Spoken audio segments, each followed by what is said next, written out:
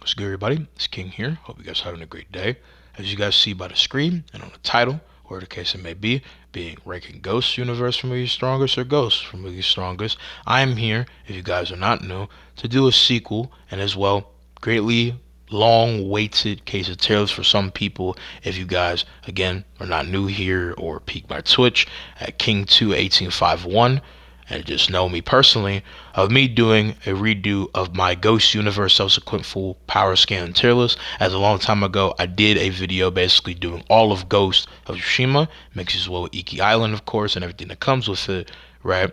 From weakest to strongest. I am here to do a whole new level of elaborate, greater untangled, newly unraveled, and new, certainly most definitive, strong take of knowledge, I would say confidently, on these characters and multiple boards of the power scaling, as it's pretty consistent, easy to take in. I haven't done a tier list video in a minute, and I plan to do more, pump out different random content. And as well, I hope you guys have just been enjoying that content. Hope you guys are having a great day. And if not, hopefully not only does this video entertain you, educate even, but as well lighten your mood.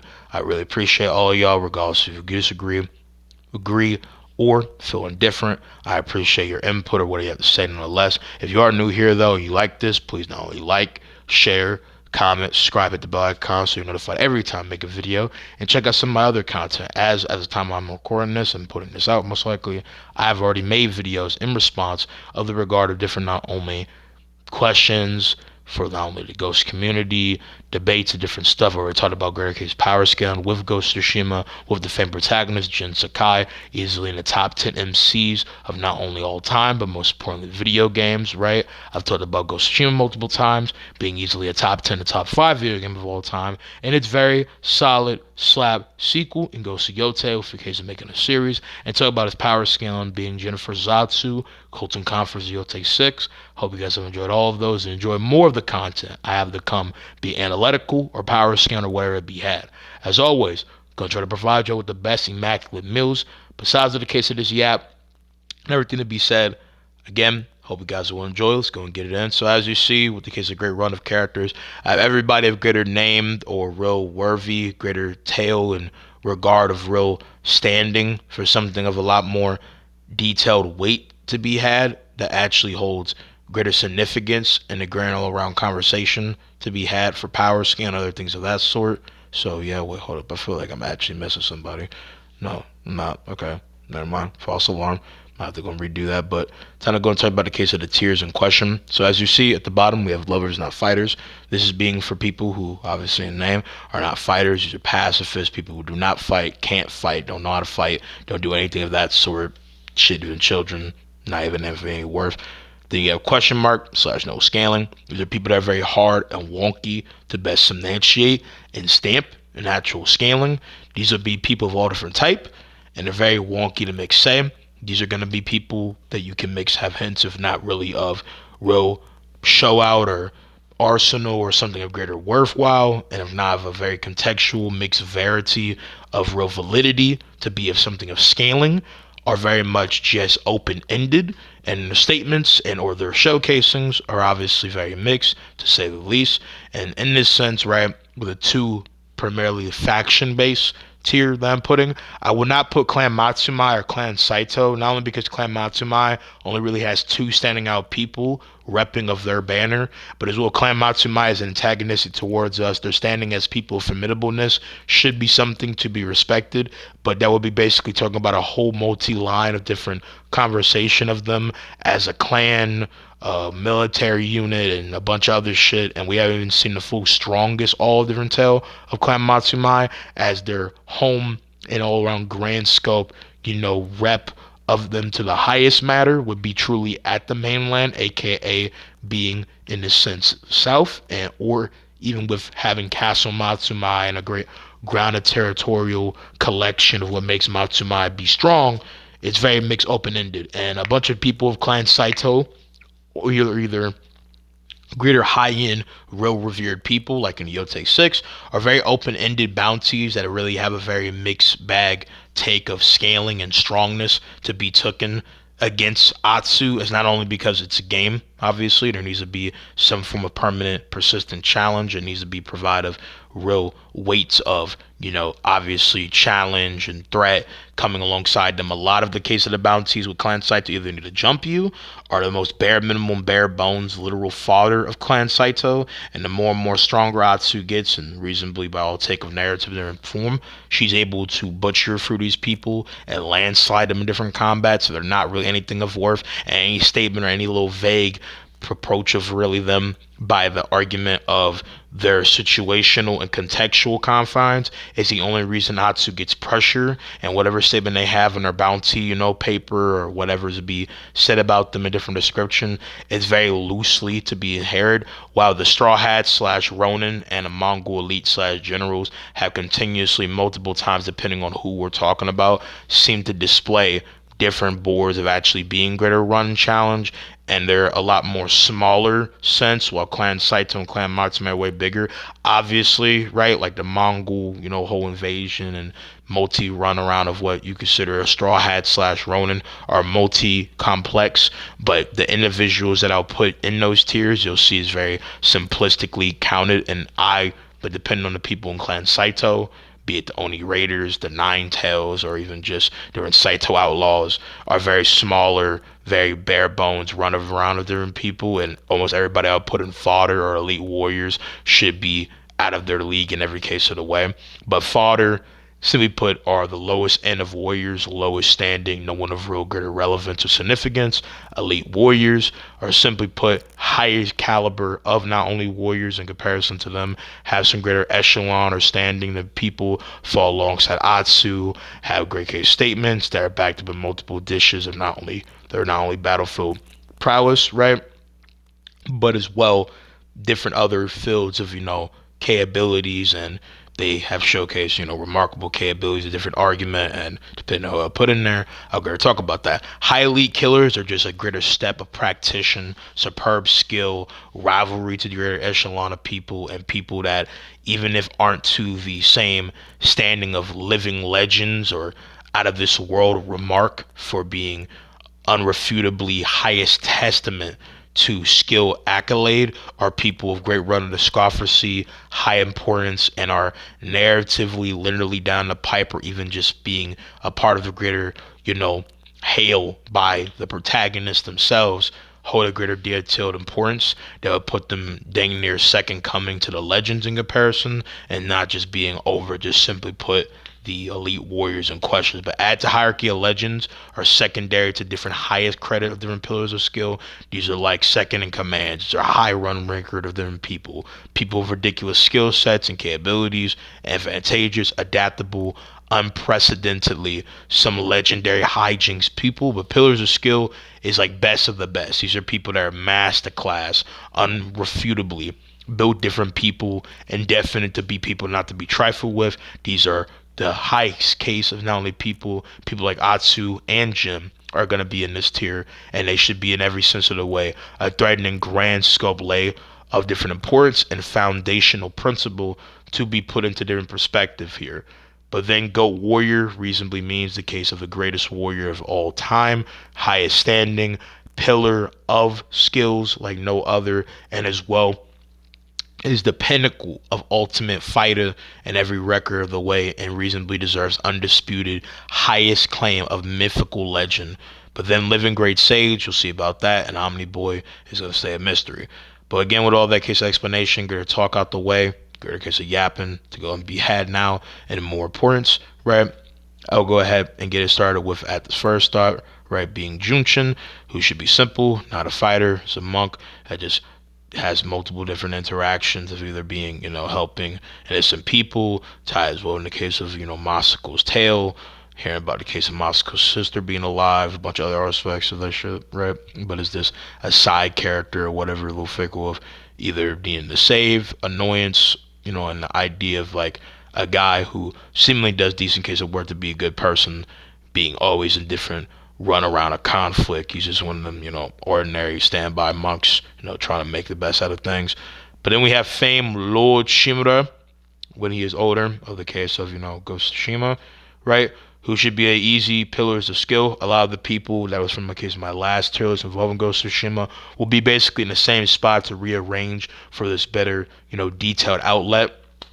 of lore. But yeah, Lord Shimura, the Crimson Blade, is the greatest warrior of Clan Shimura. Has a reasonable argument from the even talk of tale from someone like Yamamoto, a heavy knowledge keeper of Tsushima, who is pretty much the all around greatest boast of knowledge and, you know, detailed layer upon layered fame individual for passing a great deal of education and providing multiple different form of information that not only steps up Jin to different not only hierarchy of legends, feats, and accolades, but as well produced multiple degree of different found knowledge, and not only hailing Lord Shimura to be one of not the greatest swordsmen on the island of the events of Ghost of Tsushima in 1247 AD, but as well in the claim for someone like Lord Shimura being the greatest of his clan, greater than his father and his brothers, high standing person, right? He is obviously the Jito of the island, head of the clan, was a mixed different rivalry, but to a mixed argument of lower stand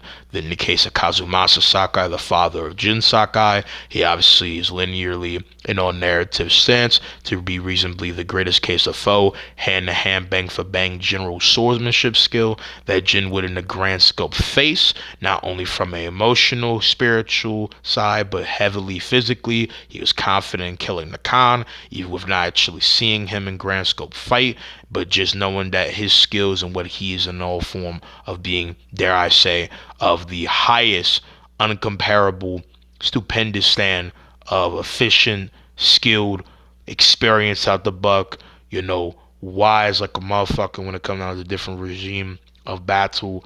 And his resume and his exploits are heavily stapled as being the sentinel of the samurai and shogunet's law in every aspect, and reasonably, regardless if you kill him or not, needs to really be held as being a motherfucker not to be played with. I mean, this man, Lord Shimura, come at you with Jetstream Sam level of tenacity, right? So, again, narratively held, should be high end grand scope of skill. Next, we have Ryuzo, the fucking rat, ex-friend of Jin Sakai, head of a great deal of the Straw Hat Ronin, and reasonably argued to be the best, right?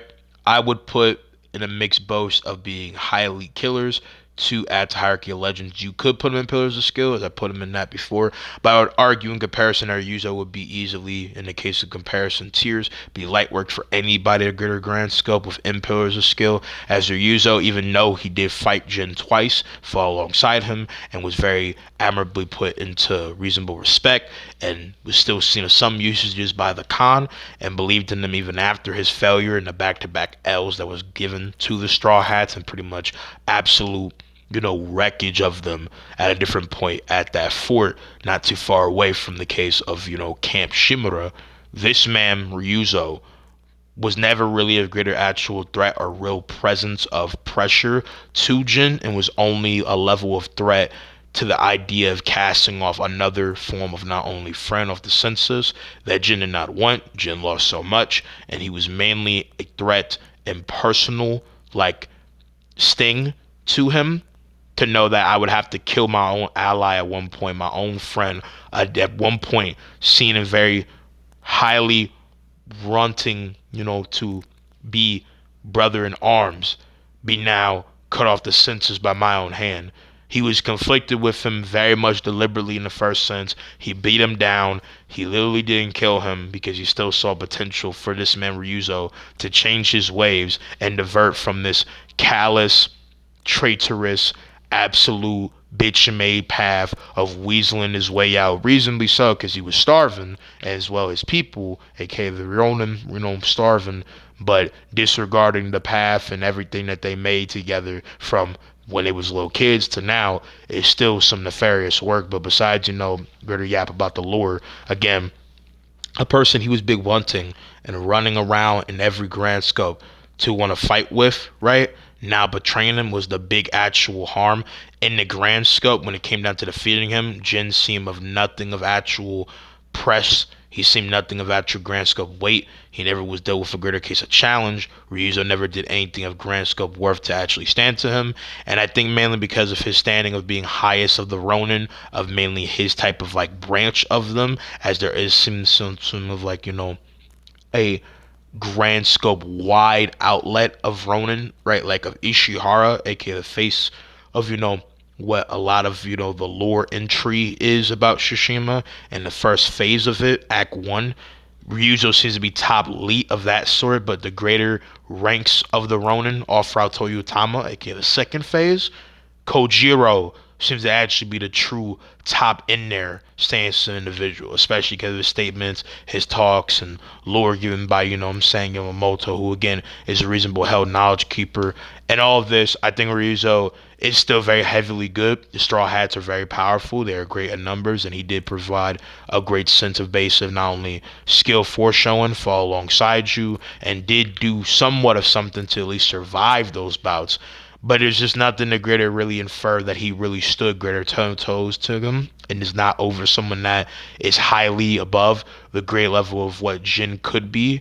And I think there's every considerable argument to say that Ryuzo would be failed by a start of the game Jin that is on this list, right? So, again, that's kind of where I stand with that.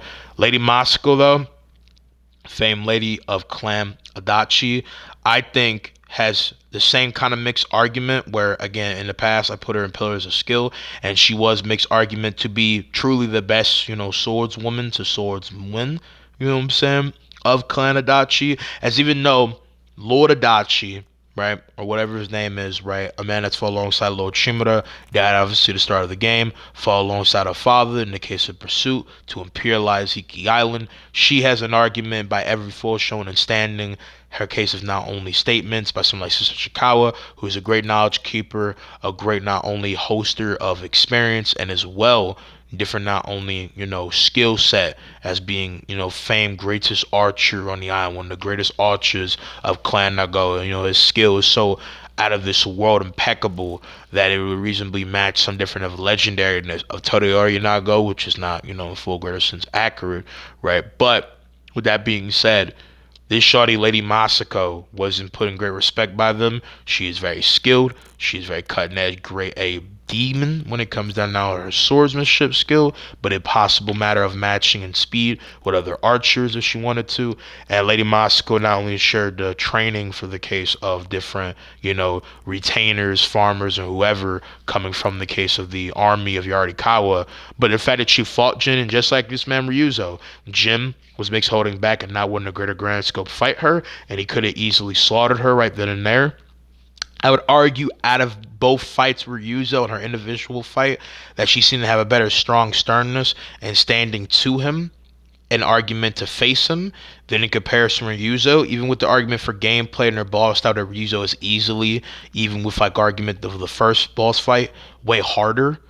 The fact that she, because of all these statements and levy of this stuff, and fighting alongside Jin a lot more heavy, doing a bunch of greater grand scope stuff, and just being a person ball for ball, bang for bang of a higher extent, especially because she actually hails from an actual clan. Don't get it twisted, clan or not. There's people obviously that could be a lot more higher. I think it's a very argument of who you think Jin had to fight harder, and I would probably gauge more because of different levy of statements that Lady Moscow should be of a higher standing grand scope than anything that Ryuzo could think of.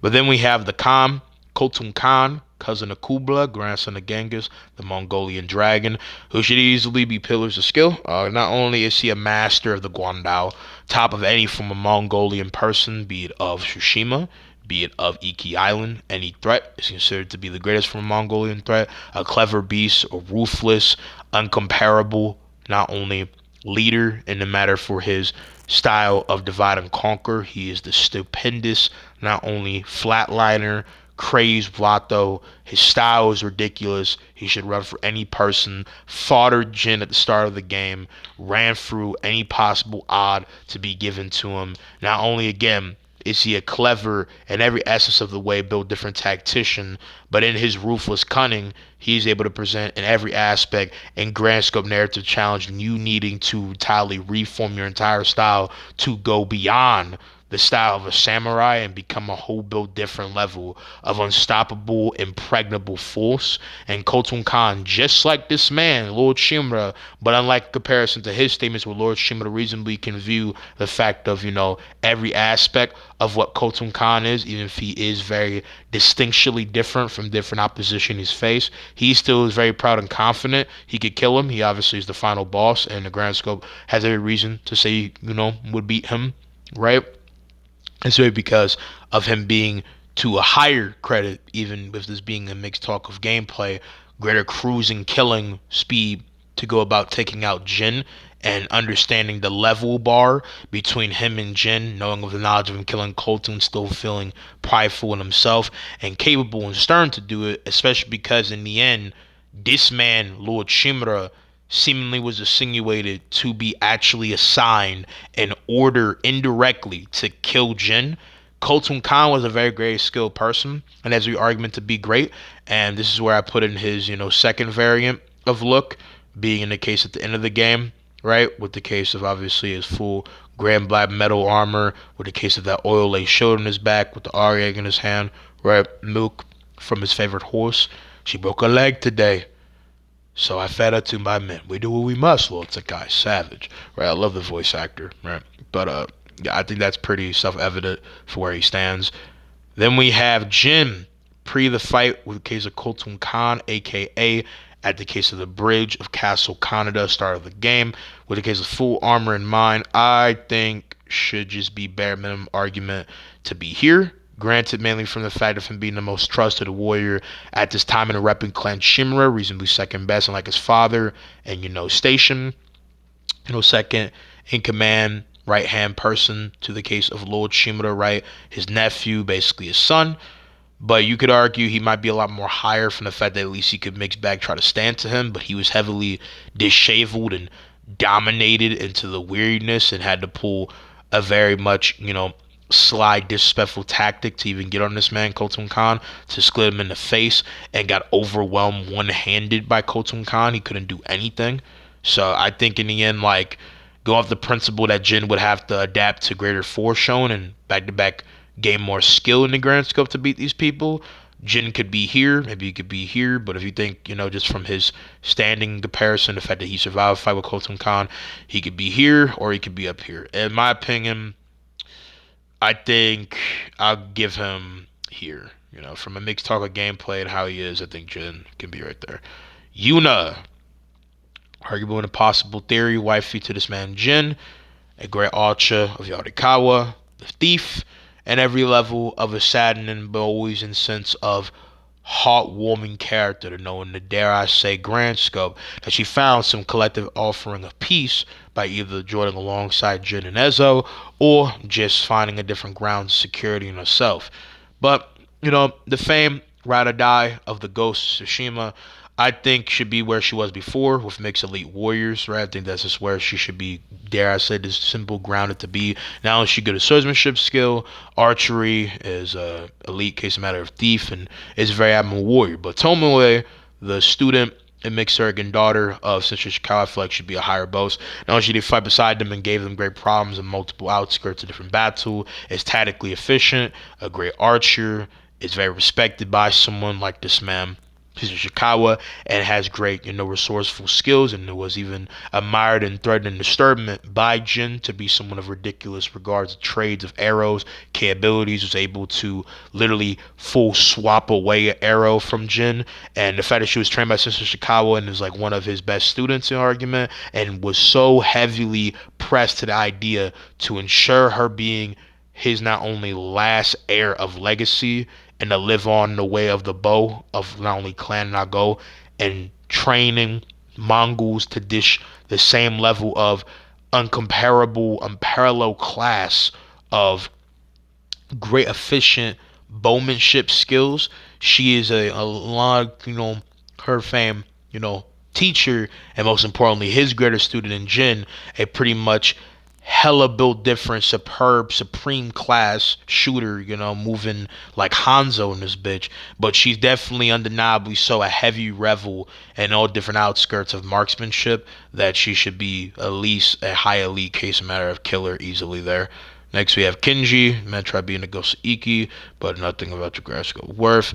Taka's here, even with his mixed argument for swordsmanship skill, he didn't do anything of greater worth. And going by just the dialogue of someone like Yuna, this man almost faltered in that bout. Yuriko, feel bad for her, basically grandma to Jim. Then you have, Yuetsu, who's just a case of the famed knowledge keeper, right? And storyteller shouldn't be anything of that sort, right? And is not a fighter. Yamamoto, same thing. He's a goat for being a great ass storyteller, just as much as you get to. I kind of prefer him a little bit, but yeah. But then you have Murata, the gunsmith, right? A great caliber, shooter and knowledge keeper of guns. Now, granted, we don't see him great fight, but if he's anything of sufficient tale with guns and capabilities of that sort, there's a great argument he should be at least a build different grade killer. Now, I know that because he has guns, that should just put him above everybody else in the grand scope. But going off of mixed talk of power scaling, mixed matches seems somewhat to maybe have potential to stand to others, and obviously the contextualism of guns and mix that depending on the case of the timing, point, and mixed parameters of kind of seeming like this being able to be fast in the eye can see, which is pretty predominant across the entire verse, and scaling mixed talk of arrows, the blunderbuss mixed case of fucking fire lances of the Mongols, and the evolution of time and mixed span to facing the Mongols in different areas in the entire of Japan at this time. Gun shouldn't be that ridiculous, but I would easily say that he should, again, depending on how you feel about these people make scaling stand, be up here because he's a high class, knowledge keeper and knower of guns like no other. I mean, this man is literally Japanese fucking equalizer with the gun. It seems like in different, description. So he should be there. I would not put him greater there. This is mainly just a legendary stand. But if you just want to be like, oh well, we don't really have greater showcases of him, then yeah, he should just be right there. But he should definitely be something in greater form. Don't worry about this picture. I accidentally downloaded that. But Sensei Ishikawa, like I said, is easily unprecedented, an argument of high skill, grade A elite bowmanship and skill. I think there's an argument that he should be over Ryuzo, right? But the fact is that it would only be if you feel like Ryuzo stood a greater standing to Jin in mixed argument than anything of the highly pillar of bowmanship skill that he would do. That might, in some different argument, put him a lot more higher, but I think his skills of bowmanship only go so much different, fling far, going by the mixed different reverement and different regards of regarding, his not only standing and exploits of different, yes, very heavily built different skill, taking out different Mongol generals, taking out a horde of Mongols by himself. Since Chicago really in full name is every aspect of a master in all bowmanship. And his skills with the bow, his tactical efficiency, his ridiculous rack of all trades, skillmanship, and being a literally in every aspect of his teachings and delivering every claim of being in some aspects moving like Hachiman with the style of bowmanship, and that is a very great compliment, especially when we have a nigga that has such a cursed bow hand. It staggers so much of everything, like, with the mind of even the gods. It was so effortlessly unconventional and skill that it was able to sting so much hard case of weight and fear and respect that it seemed like it was cursed by the gods to be a bow of unimaginable disaster for its enemies and whoever wields it, bringing nothing but unfortunate terror and endless agony until death. You know what I'm saying? Cursing you with the burden of bloodshed, right? I still think all around he should be reasonably there. Moscow, from a clan standpoint, her skillmanship, argument for greater pressing matter against Jin, I just feel like he reasonably is a legendary, uncomparable foe and different fling of downleaf. Again, bowmanship, archery, other standing of that, he should be very much high end standing in that regard. Then you have Hana, again, this rocking with random different instances of like, nine tails, but I think to her own individual credit that she should be some like confident, you know, formidable mixtape foe. Put someone like Atsu on game with the case of, the kunai, had a great case of knowledge of the in and out when it came down to the case of the nine tails, faced him a few times. I think you'd all around greater win for her greater, boasted showcasings for alongside greater people. It's a different argument of different, boasted battle. Hana is really only a greater significance and different little skirmishes and fights with the nine tails, and even our kunai would be something of very mixed pressing matter against someone like, what I'm saying, Yuna. Yuna isn't so, weak and unexperienced herself that she should be able to shoot her down, outclock her, different speed, and outmaneuver her to the most efficient regard. And again, is in no case a matter of slouching. Is a very proficient in all attack, not only different blows and even know using mixed target gameplay or not, Yuna has been able to rock alongside Jin so effortlessly that she helped in the end all, massacring of a Mongol and Ronin seeming like battalion coming at them. So in the end, I think that Yuna has every credit for reasonable crunching down on what Hana could do. She's also just, makes argument younger, whatever endeavor of different, very stylistically efficient saying a killer, so she should put her down. Next, we have the Spider Lily General, who's a very mixed bag of like, he obviously should have some mixed merit if you mixed bag saying because of what he showcased in, delivery, being either a spirit or a hypothetical hallucination or whatever fling of wacky argument by how Yugetsu told it from a recollection of being a general that lived years and years ago, even if the sense of like his entire estate seemed to be inhabited not too wacky long ago, that he, spirit or not, by his accolade, his standing, and taking everything at face value, should be somebody of ridiculous revered standing, of a very capable killer. He got this sort of gamma, comma, decently in all argument, most likely a swordsman in the sense of his not only design and as well accounting for his story to be had. A very saddening story of a distraught father for harming the thing that he loved and shepherded so heavy. But yeah, I mean, I think that is alone to get him that. If you really think at hardcore he's a spirit, he's just imaginably beyond the comprehension of anybody, then he should just be in a whole tier of arguably his own or something beyond, or again, question marks, no scaling. But, taking this at face value, I think we could reasonably get him there. He's ridiculous to be had. But then the bounties, or he's going to go in question marks, there's no scaling. They're very mixed in all different parameters of actually predominant produce of scaling and actually to infer a different argument of that. And so in all connection of that, you know, tail different stuff, it's very mixed to say who's really a tenured threat and who's not. So I think in all grand scope that they should just be kind of in a left open field thing. So because at the end of the day, a lot of them are, depending on what we're talking about, bounties that correspond into different argument of, little favors, not grand scope threats, teaming up, different psychological and different collection and different feel of tying in with a deeper presentation, right?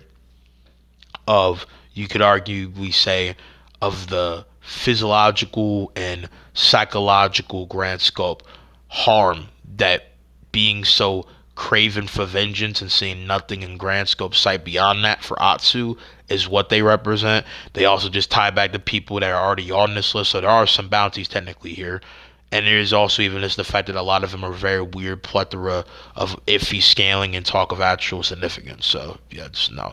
But then we have Kiku here, right? Who, if you think she can do anything with a sword, it makes, little knee sparring with Auntie, at the case of that temple as well. You know what I'm saying? Doing anything with a sword, she should probably be like there. But I'm not really debating on who wins here. It's just like a funny little tier that is just literally, describe all these characters.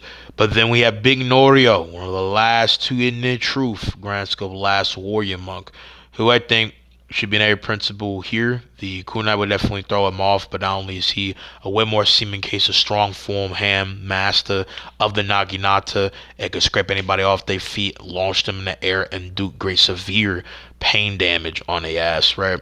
And in every stylistic form, especially tied with his size and the scope of revered proficient standing of warriorship that he has, and the fact that he's always been seen as a very commendable asset to someone like Jin, and a high favorite warrior that pretty much was second to Enjo the Guardian, who was a legendary warrior that had phased someone like this man Jin to even know of his death, right? And what happened to Enjo is some diabolical work. Yeah, like I feel like that's, pretty clear. It's the same basically tiering that I have him as. But then this commander of Koimatsumai is no greater scaling. But if you want to know about like basically the top dog commander beat either in mix of Castle Matsumai, who I think actually had a mustache, had a little bit of something more standing out, or that commander back in Tejo Ridge, that's pretty much who he's supposed to be. Then you have the grandson of Matsumoto. If you think he's somehow greater said to, this man Matsumoto, then I mix either put him in elite warriors or mixed high elite killers. But I think in the end that he's a very mixed person. But you could say that he's supposed to be somewhat of a greater threat and that he did live in the end. But Matsumoto and even Atsu was very confident. Clearly, he was just not in any sense of their league and could be easily killed. So I would even argue there's a baseline for him just being fodder, to be honest. But he probably should beat the rest of the mofo's below. Maybe said Matsumoto mastered the Kusarigama, outdoing multi-case of nine tails, teaching Natsu a great run of different dynamic techniques, making her a different, more superior Michelangelo, mixing some of those steps of Scorpion. I would give him the credit to be bare minimum here. Right, I think he reasonably could be beyond Tomoe from how he stood to people, his skill set, his experience, all that. Matt Takahashi, master of the Yari to Naginata, I think would just be in the same category. You could argue an greater display should might be better, but I think his technique and his skills should be a lot more. I think I'll just put them, in that same sense. Actually, matter of fact, let's just get all the masters out the way, right? So, like, Master Yoshida should be. I think he should be easily over, not only because he's considered. Hoping that my fucking recording doesn't get fucking busted now because of the fact of me listening into something of almost an ad. I'm not even gonna scroll back up to see that. But what I was gonna full say, again, over my shit doesn't get dysfunction, boy, everything's good. Shit got low. Okay, full fledged finish and full recalling of like throat one time. Pause, because they've been talking so long. I'll have some water. But again, the most suffice say, right?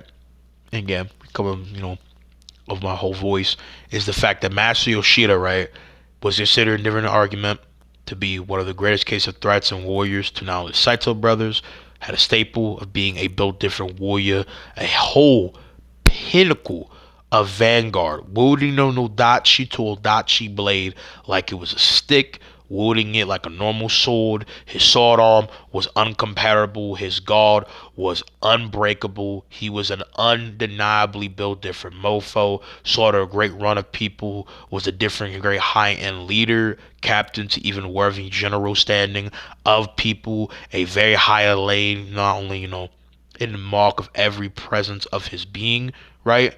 Very enamored, experienced, wise, heavily strong leader of clan, not only Matsumai, but has even threatened and multiple times heavily inspired, countless different warriors of not just Clan Matsumai, but multiple cases of people that utilize the case of Odachi and their skill sets. He also has a statement of very much well eligibleness to be called the strongest man physically in Ezo, which depending on how you perceive that statement and wonkiness, he could be the physically strongest. He can match the Oni in his built different Goliath stand, but I think he's just a high ridiculous stance, a warrior that you could get him to at a hierarchy. I mainly don't do that because all these people should just have better statements, better tied, standing to people and their own individual skill sets that should put them in a whole different class of ridiculous boasting and standing in different skill argument. There's also the fact that they have better feats and showcases. I mainly put them here because they also would teach Atsu. They're all people that give Atsu mixed bag a challenge and are respected and the statements and the reading that they have. But again, that's just kind of how it is. But again, bull coming. Great breath here. Excuse me, has some my throat pause. With that being said, next is Atsu, and this is her at the start of Gosuyote, aka pre to mix post the fight with the snake. And I think this version of Atsu is very mixed to say. And you could arguably say makes question mark to no stand, but I do know where I will put the snake. So wherever I put the snake, bare minimum, without the case of the interference of the wolf, has an argument to die right there. And without a bunch of mixed contextualism, she would be a lot more lower. So depending on how I feel, I'm not gonna lie, I might have mixed argument to say that she's only really here as these people just be a lot more better in every argument. You could say she's greater fodder or question mark no skin because she's a very mixed iffy person. But I think Atsu here should reasonably stand bare minimum here. Right? She can get around a kunai even with the severity of row damage that they could really greater sting and inflict. And maybe push around. But Han arguably from showcasing the fight with a greater, stronger Atsu should just be better, arguably. So I'll just put, her there for now. Any other case of the Mongol elite, so generals. Goro, though, with the Oni's flame and his skill set and every aspect of what he is, tied as well, if you want to say, within his base equipment, he does have that Oni rifle. This boy would be dangerous. He would be killer. He would be all type of shit. But I'm not gonna lie. I think he would only get this far. These guys are not only way too skilled, way more experienced. They would not play around with him, and he would get skewered, get blitzed like no other, get cut up like a Christmas ham, and get entirely fucking whole cross bladed like no other. He would get Highlandered by this nigga Master Yoshida, Wilden Naodachi. So yeah, I just don't think it's in any case of the way a good outing for him. But then we have Atsu at one point with her Dragonfly armor. This is representing Atsu where she could be. I believe Atsu's way over these people. I'm gonna get more into that, but it should be obvious for multiple reasons why Atsu's is high in there. The weapons, the experience, class, capabilities. I don't know what I was trying to get here. I think I was trying to showcase one other general. I think that's supposed to be the general as well at Kamehameha, aka the third phase Tsushima, Act 3. So just put him in there too. I'm gonna save that guy for later. This is just another general. I think that might be Warlord Hogonaru, and then this is another Mongol elite. But simply put, the Mongols should not only be over, Straw Hat Ronin, a lot of different people, they're great killers, pillagers, oppressors, build different warriors, and riskly in history, they should be in the same category. So yeah, simple as that. Takizo, the unrivaled, absolute demon Leonardo built different niggas. So Takizo is very interesting. Takizo has a lot of argument to be one of them characters, right?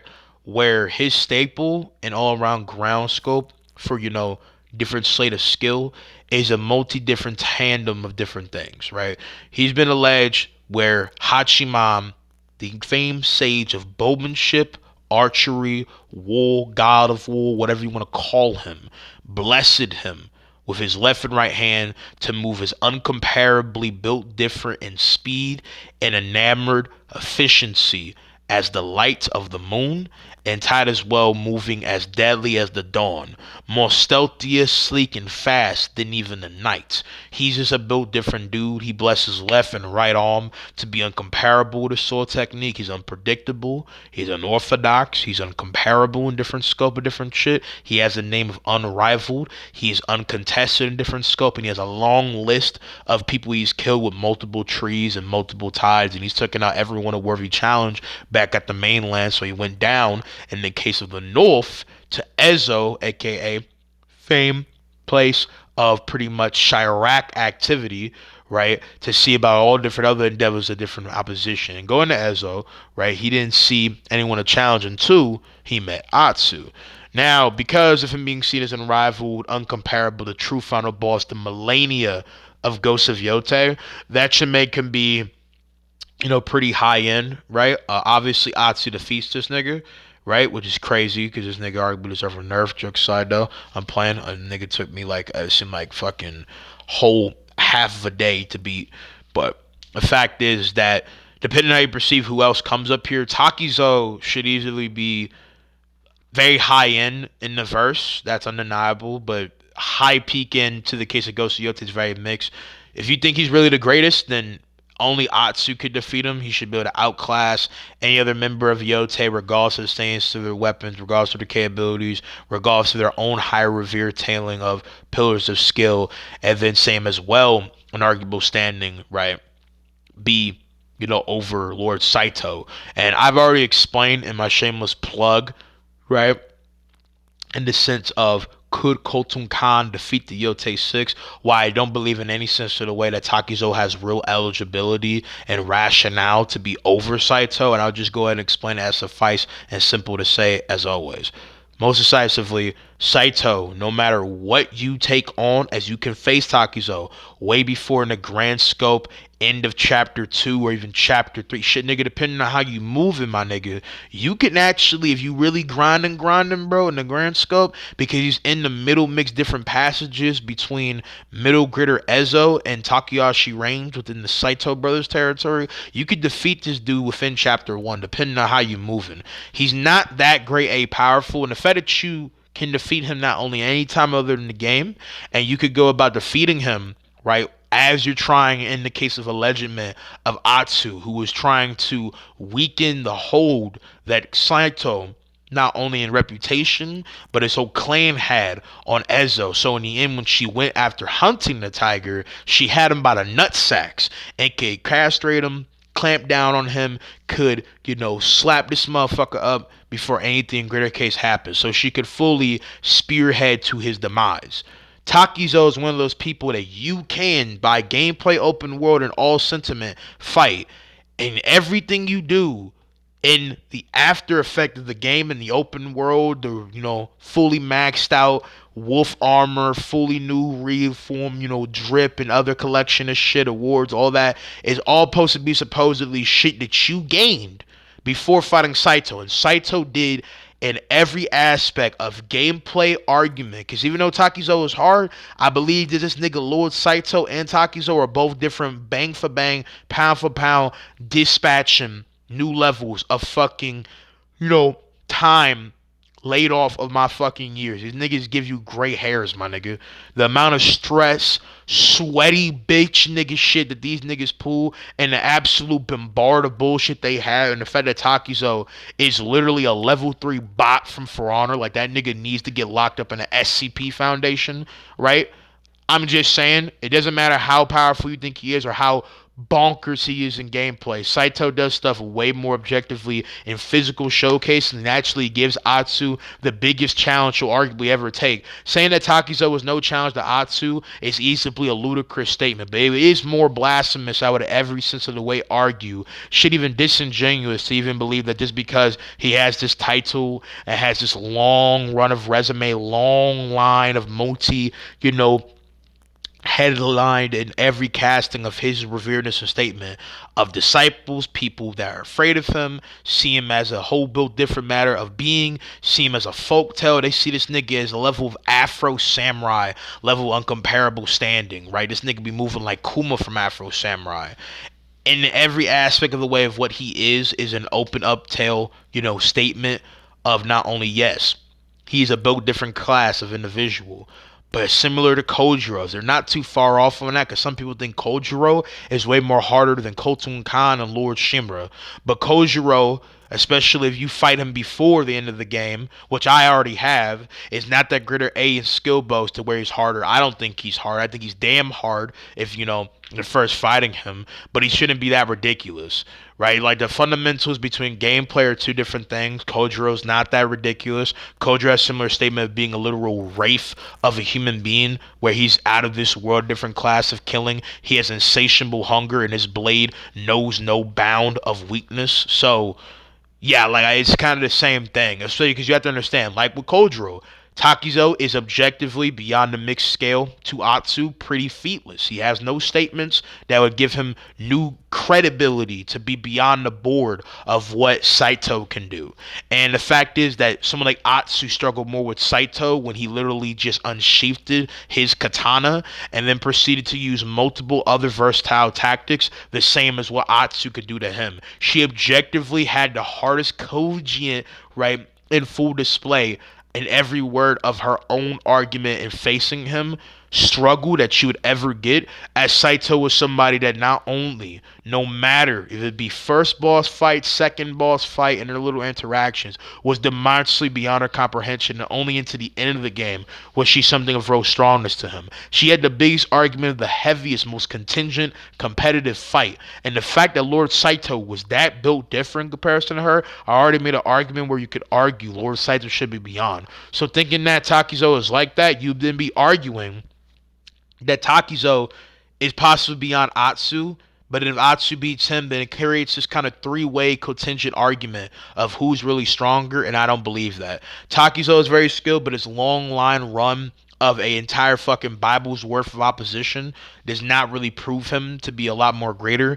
It's featless type of matter of statements, no names, no greater credit or stuff, and I do believe that he scales to Atsu because of his talks and tells and the fact that he survived a fight with her, and she seemed to have some instance of like mixed struggle, and she learned something from him. So the fact that she was taught and there was some grasp and mixed scope scale and contingent confines should put him to different parameter of great Abo skill.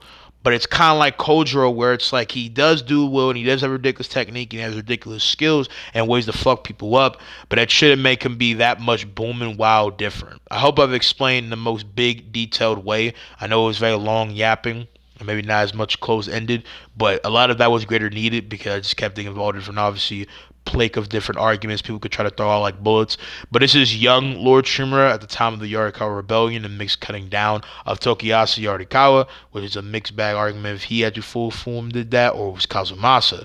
Kazumasa though is still every argument to be eligible as the grand scope enforcer of this man, Lord Shimura, his second hand man, right hand man, whatever you want to call him, pillar of Blacker Force energy, top dog of Clan Sakai, right? The storm of Clan Sakai and a revered whirlwind of death, the butcher of Iki, all that shit. So Kazumasa, not only by his own, tale of being a both different person, the fact that Clan Sakai and, arms, warriorship, and the Twin Mountain banner being reasonably staple for a reason as them being a high, revered, counted clan, and their legacy being so a lot more stand out, obviously because of Jin's pure existence and pillaring them to the highest class of reverement akin to an actual mountain of legend, being the Twin Mountains of Tsushima. He would be highest greater instance of standing, and the fact that he was seeing so much high importance. I still think there's every argument to reasonably declare that he, just like mixed bag Lord Shimura, could reasonably kill Tokiyasu Yorikawa's because he stood in higher grand worth than them, and the fact that narrative instance and narrative entail and standing, and the fact that without a bunch of context, Kazumasa wouldn't have even died on Iki Island, and he was just a built different sage of an individual. He was literally the epitome of death, the devil of Clan Sakai. I think that should reasonably appoint him up there. And Lord Shimura has high reverence for him. Kazumasa was a very high end person. Lord Sakai, in his name, was a built different person, and he was a hero to Tsushima. He was a butcher to Iki, and he was a great enforcer. He was chosen by someone like Shimura to colonize, imperialize, and stamp their foot on the people of Iki in the case of the butchers and raiders, pillagers, whatever the case may be, and like a storm, literally washed the motherfuckers out of the park until his eventual end. So yeah, if you ask me, that's the way it is.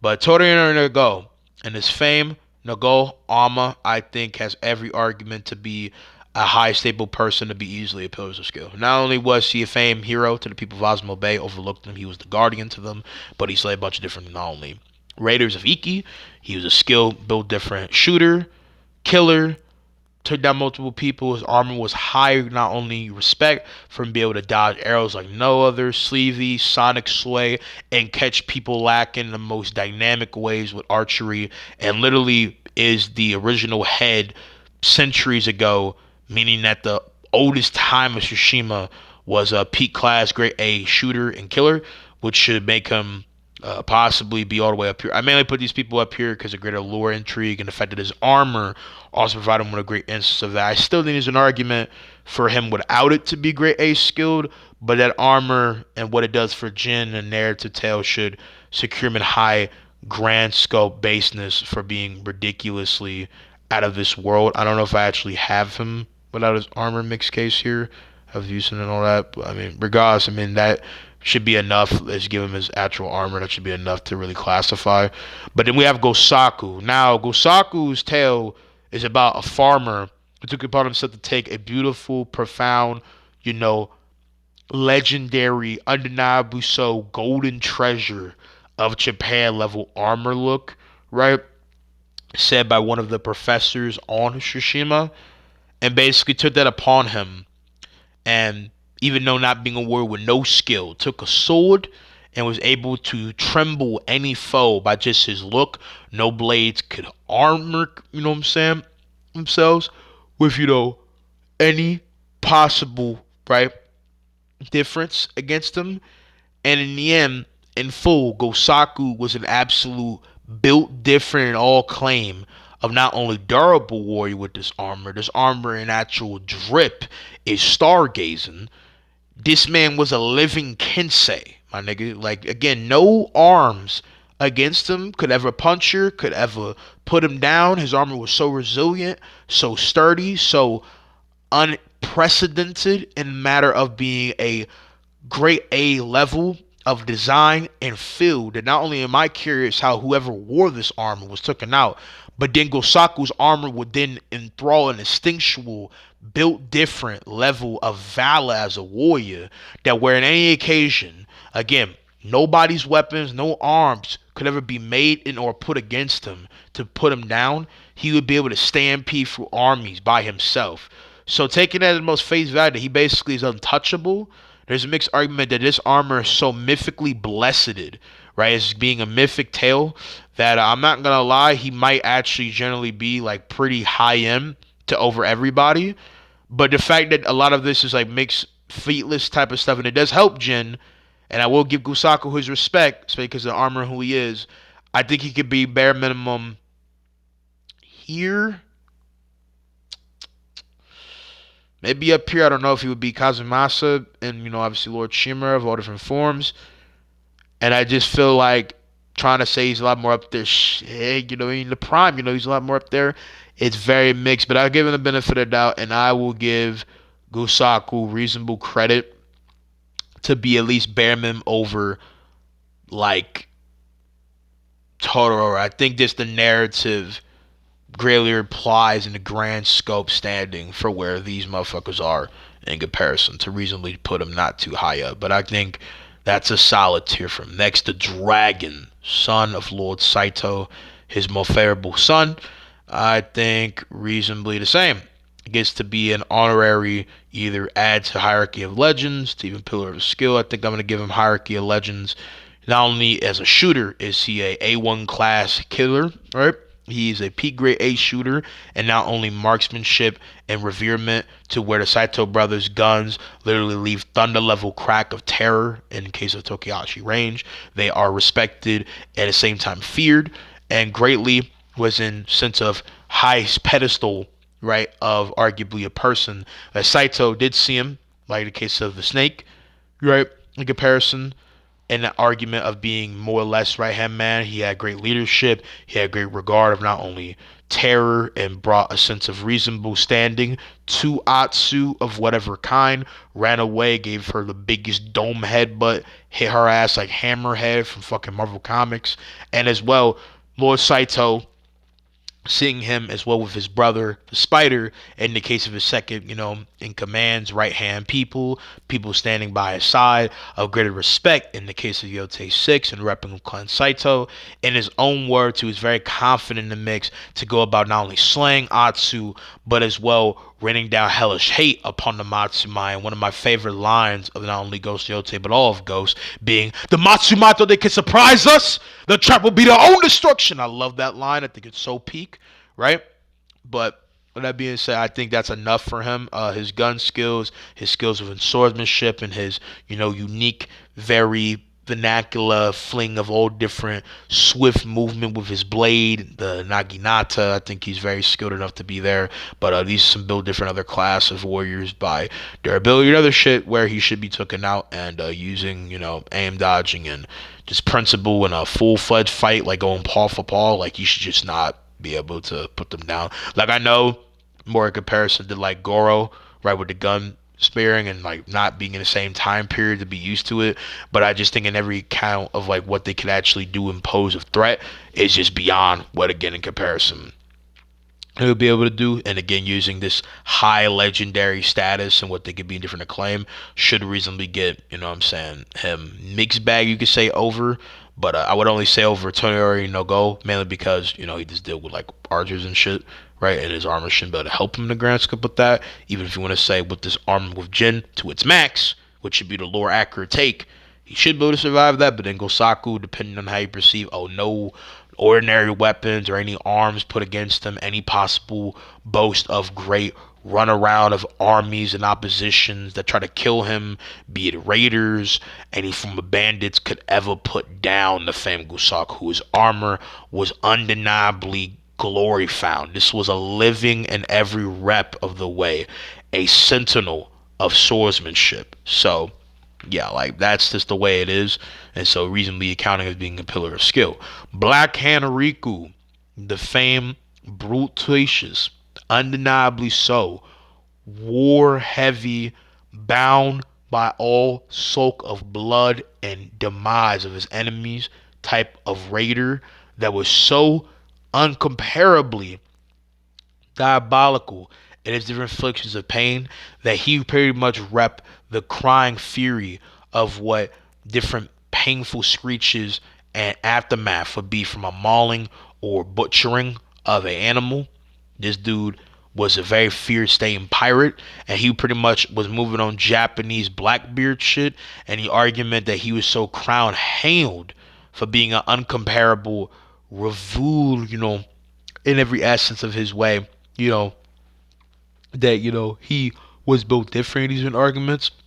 Sorry, I had some my throat paused again. Kind of sound a little bit weird what I said, but you guys, what I'm saying when I say not only revered, but revealed in every essence of this dual wielding or just single, whatever the case may be, different standpoint of killer classmen, and decisively so, reasonably has the hell from the case of his old crewmates of being a guy that left trails of nothing but bloody mare in every character of the way. This man was a whole full-fledged, undeniable demon, my nigga. A1 gray A grin reaper of the sea. This nigga pulled nothing but bloodshed in every wake, my nigga. He was a living tornado of disaster for every influx of not only possible treasure, opposition. Black Hand Riku was nothing to be trifled with.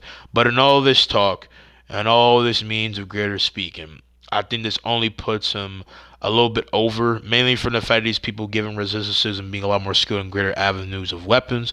Do I really think that they would be, better? It would still be a contingent fight, but I think Black Henrique only gets a lot more up there.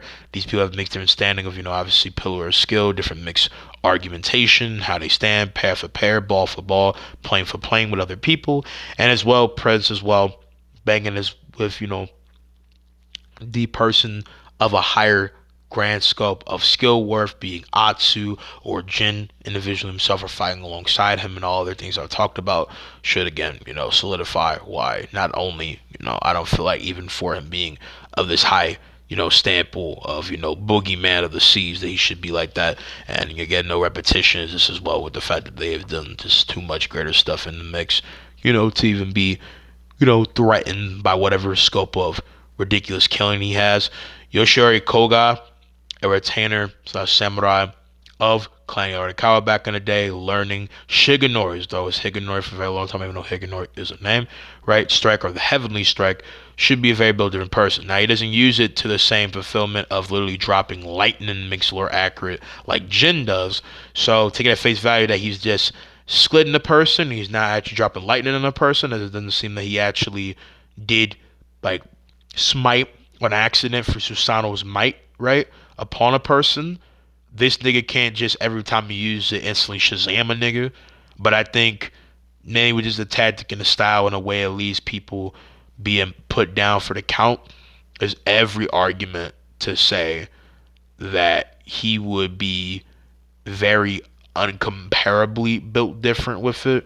But I think there's different argument, different standing of skill worth that could reasonably put, you know, a lot of these people down depending on how you perceive it. But I think at the lowest end, probably here, just from better statements and tally of different, talk and other arguments. But I think that Koga could arguably be like really up here. And it's mainly because of their greater skill and scholarship and everything else that would be putting them down. But I think bare minimum, I'm gonna give him mainly on technique over here, but then their technique and skill set should be a lot more superior. Then we have famed Lord Adachi, husband to not only Lei Masago, right? Obviously, but as well a great fame builder, holder of weights and high staple, great aim, not only fighter to be had and could have been in greater grand scope legendariness, but because in the grand scope he doesn't really have greater means of scaling, argument for doing shit. And even though I do want to give more respect to him, taking a more different, greater run around, a different lay of different, scaling to arguably be said, and the type of standing that Kanadachi had, as Kanadachi was in the fourth to mix after the demise of Clan Yorikawa, their highest standing clan on Yarikawa, and he was considered at one point the best. Taking that the highest face value, he should be arguably makes better than his wifey, and be here, should depend on you perceive, better than Jin, And if you really think he was that great or high end, then maybe he could be put up here. I think I'm gonna give him the credit and the benefit of the doubt that even though we did not see him fight, that he should be with some better, class and skill, that I'll put him greater up here. But he mainly gets defeated in the argument of superior technique and style of someone like Goro, Black Hand Riku's legend of being a literal brutacious warlord of the sea, and Yoshi Koga's technique being able to, chop suey this dude before he does anything, right? So yeah. Then we have the Legends Keeper, obviously unknown in grand scope. Kumbij, the second command of the Eagle and second head of the Eagle tribe, should be by all aspect of his weaponry capabilities and his standing mixed to Jin, and the fact that he was able during crossroads, either by Jin getting caught lacking or being confident to stand to him, depending on how you perceive it. There's every sentiment of the way about an Eagle keeping him in charge and possibility of slaying this man Jin in the grand scope. I think does secure him as being mixed argument like here all around the grass because there's better superior weapons, beat them. I do think Yoshida has an argument of being a lot more of a powerful, proficient all around grand scope fighter, especially with Odachi being able to cleave this man in full if he fucks around and faces him a lot more deliberately close range. But with all the versatility of this man, you know what I'm saying? Kumbij and his standing again mixed to Jin, yes, being in a nerf, and whatever makes case of mental control, Zuno of state of mind. I think that in the end, he is displayed a very high caliber credit to be contingent to him. And the only real reason I see him possibly being, over him is in the idea that with all his superior weapons, dealing with every possible crackdown on all states of, what I'm saying, of this man's, defenses and stuff, because he easily is going to go about entirely bashing out his shield in possibly one or two strikes. I mean, depending on how he fucks around and goes with it, possibly entirely shredding this man right then and there, right, and pretty much pulling a blade of Olympus with his Odachi. I think in the end that Kumbij is only mixed relativistic, type of standing with him, not in the idea of like, obviously relativistic in the sentiment of like, speed of light or something, but obviously like in the course of facing him in different paw for paw presence, he very much holds great weight and endearment of standing very capably and thoroughly to him in that sense. But yeah, that's just it for Kumbij. But them and Dying Samurai, his armor not only is ridiculous renownedness for being armor of unstoppable fortitude, ridiculous strength and numbers, right? Could never fall to this man. And in the case for his call of being this apex killer, a ridiculous samurai of colossal feats and different principle, I think by his techniques in all crossroads that he should be easily and either highly killers or to a greater standing. Again, arguable feats of disparity should put them of a greater mixed element. And I think because of Mimical Tail being from obviously Ghost of Yote, that he should reasonably be my next argument there. For the argument of this is technique and status, you could arguably say he's a lot more higher, but the statements and how his general came off in comparison to Atsu, I would give him better leeway. But yeah, I think that's fair enough to where he stands. Fune is just a leader of the last bit of Clan Iki, aka the Raiders of Iki, and I'd only put her here from the fact of her being somewhat of authority, but her like the other Raiders do struggle very harshly against the Mongols, and they're not anything a lot more greater. They're not really great or strong, and this goes for Tenzo too, who should be pretty self-explanatory. Right, man, almost died by one. So yeah, it's the way it is. But then you have the mix of there in case of Straw Hats, right? You put into perspective for the case of Straw Hats Ronin, and that's pretty simple. But then we have the famed Jin Sakai, son of Kazumasa Sakai, nephew to Lord Shimura, and famed son of a beautiful and every case of the matter high class, revered means of woman in Oshiaka Shimura that gave him a great trail of deep-seated heart, and his father a deep, unyielding resolve. as strong as stone, dynamic as water, effortlessly fast as the wind, and every essence of the way, no matter the dark tides of war, no matter the gray, he still shines a bead of light of a symbol like the moon. Simple as that. The storm of Tsushima being now cleansed of his grief and a better sense of mind with the Kazumasa Sakai armor, I think has big argument and different relativation to be able to adapt and or greater stand to the skill set of this man, Takizo the Unrivaled, and defeat him. And I think base to base has every argument clear to be said for this. Now I have reevaluated entirely, fully re looked into every aspect of what makes the fight of Jin versus Atsu such a highly debatable, in every credit of the way, a very cool, interesting, jaw dropping, booming different hype fest of a possible battle to come into actual, you know, reality. And the fight is, in every deliberate, a very high extreme diff fight. Like it's nothing of no denying, something of very, contingent. But I think I still stand in a lot of strongness, even with re-consumption, all this different knowledge and taking in things that base without a superior armor and considering the very much even and out good stand of speed and mixed presumption of capabilities that makes even people of these different mixed high of the tiers be from like 13th century in comparison to people who's in the early 17th century, still be relative, still be capable. It's not only because of talking about the actual power scaling, because a lot of people are scaling to high end wall level to even bare minimum small building calc, but it's also the fact that a lot of their speed scaling off of Jin, Atsu, and by other people's, standing towards you have multiple times a multiple preferer staple of being persistently in all plane of combat. Be relative, be able to observe, perceive, adapt just like you to the same folds of stuff and compete in those same regard. And the fact that you yourself, without an armor, being Atsu, cannot dodge in order to fuck a different instance of bullets without having to do mixed aim dodge in a very situational scenario, to me secures that as being the case. And the fact that Jin faced something of a way more higher output that was a sense of like a cannon or a higher bombastic shotgun and is taking blows that are as much of creation of booming wild destruction.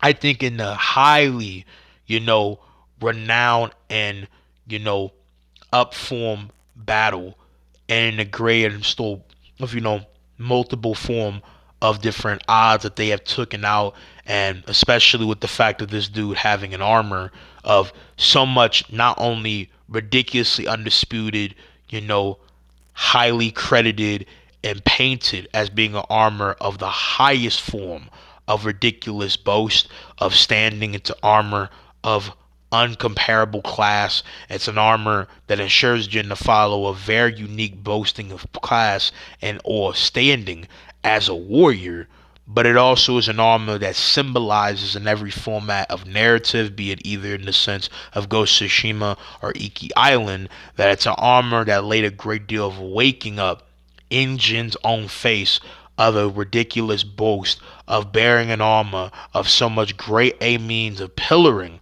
of skill and or fortitude that it pretty much made him an uncomparable fortress of unbelievable form of skill set, assets, and capabilities. And the fact that Jin, at every occasion, is the principle of every aspect with no repetition of pretty much being a highly famed warrior in all different instances, and is so great that not only he stood to the highest means of skill and vigor against multiple odds, his swordsmanship skill has no line of possible defect, no difference. He fights like no other. His creativity, his endless array of ingenious and pretty much being a sage of war is like no other, and accounted for an armor wielded by somebody of ridiculous retrospect of different skill and hierarchy, and said to be way greater in grand scope than the highest, sense of skill at one point with Tsushima and the greatest of his clan. He really does personify a twin mountain of a man. And I believe that Atsu, base to base, can give him challenge. If you think Atsu's over, that's fine. But I think there's every argumentation to say that this man Jim is very much relative and can win, and that's just the facts of the matter. So yeah, again, that's base to base. General Tumoge, one of not the greatest general of Tokyo, like not only a great run of different Mongols to go about invading a small territory in the grand scope of Indo-Go and got humiliatingly demolished in Yin by arguably one man, a single bringing of an unknowledgeable, right, form of fierceness, furiousness, and every essence of perseverance. But a man that single handedly and symbol with no greater glaze is a definition of bringing a absolute, you know, natural disaster when you face people that are wounded animals and you bring out that lion sig, because Jin is a pillar of retribution. But besides that, Tumoge, one of, again, like I said, the greatest general of Khotun Khan, right? He's a guy of very means reasonable respect, better than all the rest of the Creditor generals, has the way of the flame, discredited technique, and had a strong Mongol band to evade Yarikawa and dish out some great havoc and, put the beats on different people. I think from that skill set and different argument, mixed with the way of the flame and his own capability to fight on, that besides the very mixed janky, like annoying mixed endeavor of technique from Koga, I feel like he should be here. But I think the mixed greater superior mixed weapon use and the skill sets of these people should be too much. I know I've heard sometimes here and there put Tumoge over Kumbij, but it's mainly in the mixed argument of how great you think the way of the flame is, but seeing how it's different in correspondence used, facing it again, and obviously as always, I'm not always gonna think the same, and now I've come to a more congruent, concrete, fully more dispatch in multiple endeavors of scaling plane that simply put, even though the way of the flame or the Oni's flame is a very creative and very much dealing the harshest plain sense in every sense of the way, pain, and could open people up like no other, and you gaining the way of the flame gives any aspect of your weapon or even just using fire in tandem with any string of different maneuver gives you the capability to literally swish cheese down and open people up for absolute, body him like no other. The wave of the flame is not assured the greater severity of difference, and him, just like Kumbij, are very greatly armored efficient people, and Kumbij is just way more stylistically versatile, resourceful, capable, and arguably just because of the fact that he leads a higher, greater means of expansion and invasion and wasn't told to just take over, even though, yes, a big territory, but wasn't the biggest all around holster of territory. While Kumbij was assigned leadership of a fort, he has his own great pull of a band of niggas and had as much strongness and different fortitude as a person. And again, doing greater reading and replaying, Kumbij is undeniably so a very high pedestaled individual and general, the same as Tumoge. And Tumoge, I would argue, failed way more hilariously. And there's even an argument that how he even reacted in comparison to Jin was a definition of a guy with a lot of authority, a lot of talk, and probably was used to slaughtering a lot of people and demolishing them, not gaining no sense of, you know what I'm saying, advantage in comparison to him. He's used to stomping on people. Kumbij had a way more savory mixed standing to him. You know what I'm saying? I would probably say that would give him the end all edge because in the heart of battle, he would just serve a lot more of a higher, you know, will and even tick of cunning to really outstand him, right? In battle. So yeah, again, it's also just the weapons and everything else I provided for why. But then Kojiro, the cursed famed swordsman of the highest calling, with spirits and God bless him to be untouchable in different regime of battle. I think ball for ball in different standing has an argument to very much levy he should beat these two, mainly by his ridiculous skill in different maneuvers and different calling. I think the Dragon is very mixed to say that he's mainly over if you think he's in better retrospect second to a higher person in different argument, or with the guns, a different argument for that. But I think Kojiro has better standing and different call of skillmanship and how he cut down Ronin and his type of standing comparison to others and his insatiable bloodlust that I think he should be over. But then you got this nigga Black Hand Riku with the Sorigama armor, and I think that puts him on a whole different echelon of a pillar of skill. I'm not gonna lie. Like, this armor and every style that it has not only is ridiculous to even try to like comprehend in different other endeavors, that you could very much put him higher grade than these people. Toyasu's, you know what I'm saying, new friend style is similar to him, where it's just you know, imaginable, unblockable, swap down, float like water, more dynamic in different cores, different thing, and he has so much precedented different maneuvers pulled that makes him be this long stream of blade switch blading like no other, as well with the fact that his armor is cursed, has great fortitude, great strength, great advantage with the fact that this brother being blind and cutting with this undefeatable swordsmanship that's akin to Melania and giving people blender blitzing like no other, with again no repetition. He just is so adaptable and anatomic in the blitzing of like people that he literally put anybody in a whole hamburger blender of absolute carnage. That I believe that unless again you feel like his maneuver is not that much more greater than Tokiyasu Yorikawa, then I think he would be more or less just better than Koltun Kano's other people. But someone like this man, Shimura and a greater skill, these people would still be a problem. But he should be very much up there. That's again, undebatable, right? Oni of Ishikari Plain, the Crimson Ogre, the Big Brock himself, pillar of strength and undeniably mighty. I see in every instance of the way that, again, unless you're arguing from a lower mixed staple of the fact that the Oni, even though it did showcase, besides Saito, the greatest physical challenge to someone like Atsu, and arguably his type of technique, different standing is not too out of the place for others and makes it unfair, but again, doing that most physical, real pressure to someone like Atsu and what she can do in the grand scope, highest calling of real strength. And I believe in, as again, not to contradict my video, he's easily physically one, if not the strongest ghost character, and would easily, I say, embody this man Koltum. And I only think by mixed higher sense of narrative that he could possibly be defeated by Lord Sherman, because I believe in every aspect that he could push past Black Riku in the grand scope with his armor. Mainly his technique would be the main thing, setting him up, mixing him up, and depending on the case, right, if Black Riku plays it a lot more of a breakdown, surgically outsaucing him, and only can't get his hands on him or just unleash full fiery havoc. I think it's very mixed, and the skill Lord Shimmer mixed with Kazumasa is a very mixed thing.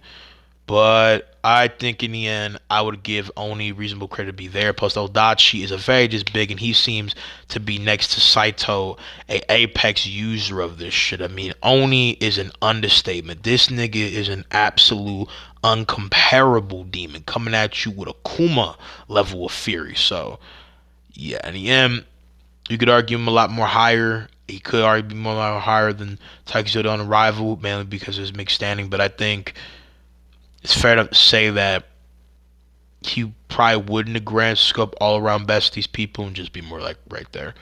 It's game crazy to think about, but hey, the Oni ain't no joke. Then the Snake.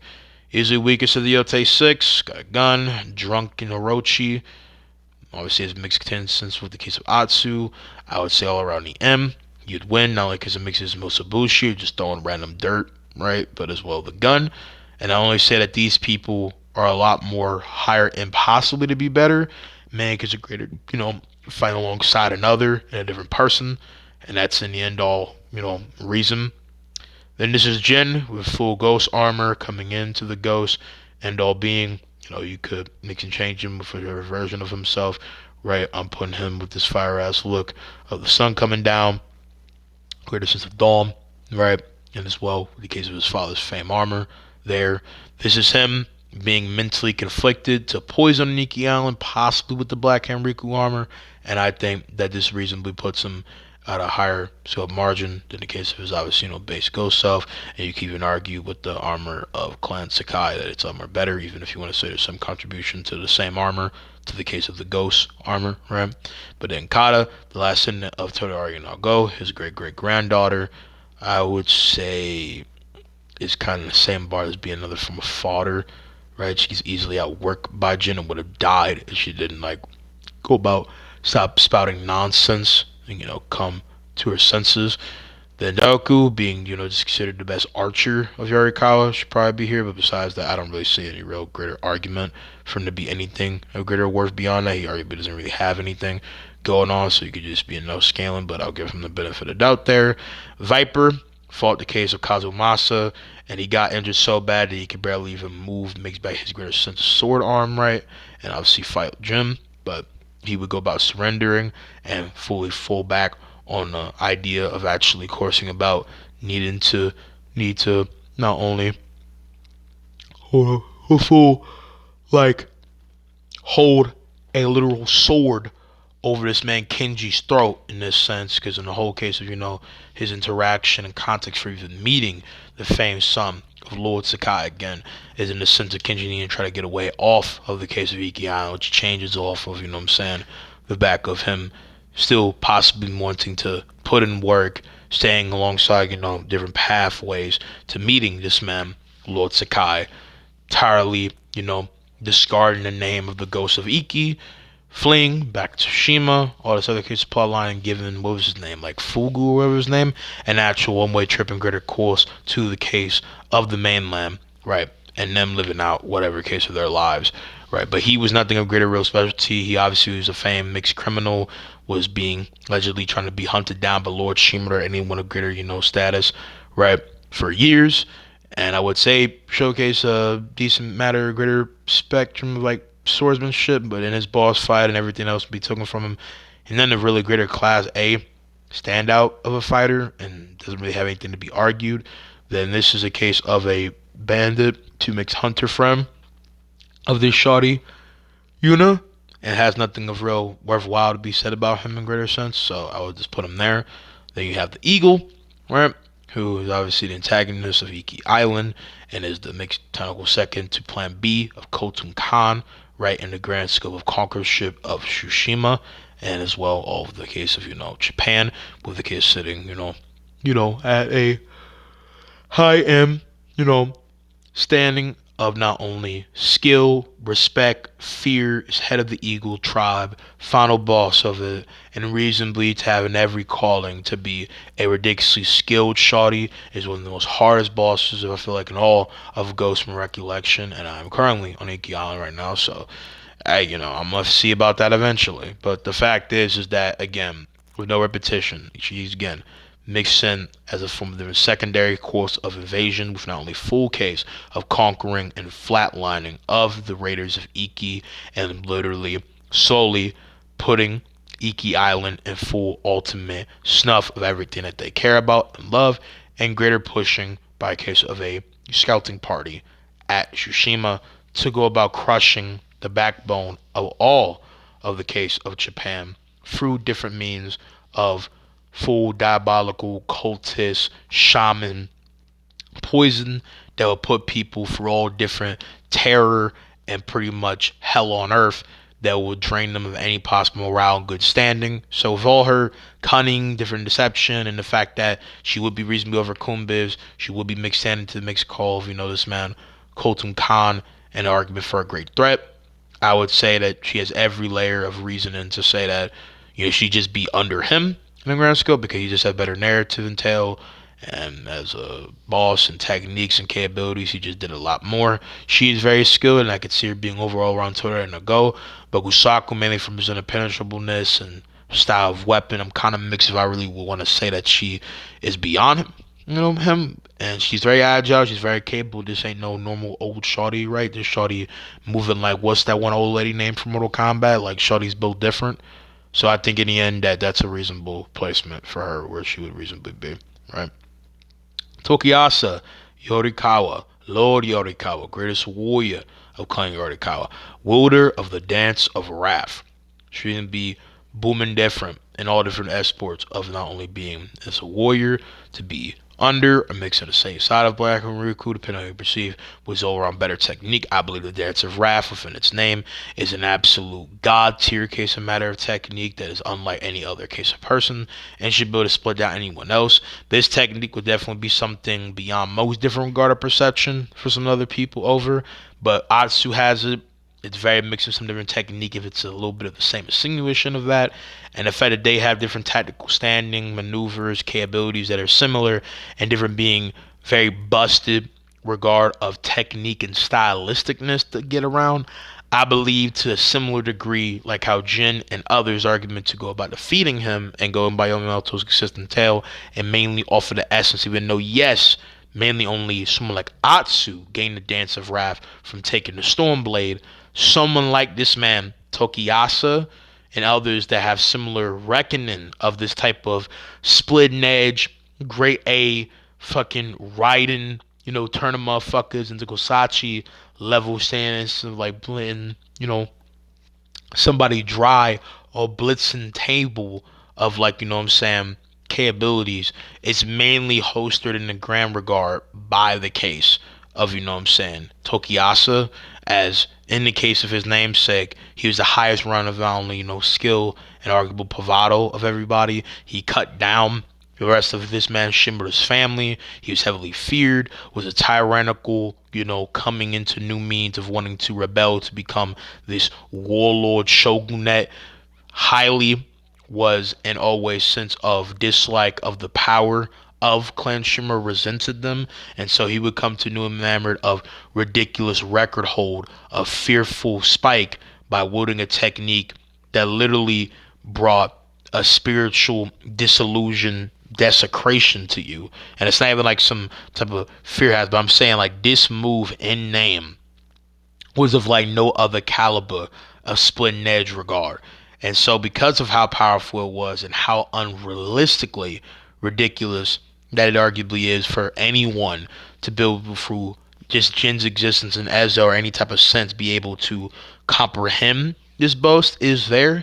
But if there are similar tandem techniques that make different arguments scale to the case of Atsu, and even though yes, you only gain a Dance of Wrath within chapter, what I'm saying, two, aka a greater sense, what I'm saying, of Ezo, the fact that there's somewhat of different relativity to someone that can be like that, the skill sets and things that they have to be over these people, and the fact of the Dance of Wrath, depending on how you perceive it, is kind of slowly being replicated and reckoned by other different field of different people and different argument, to where it's not such a one note and done technique that only if it's these established people that are in these different contingent reckons of these people should it go over, meaning that only really Atsu should be able to counter that, which then would change this entire upper half.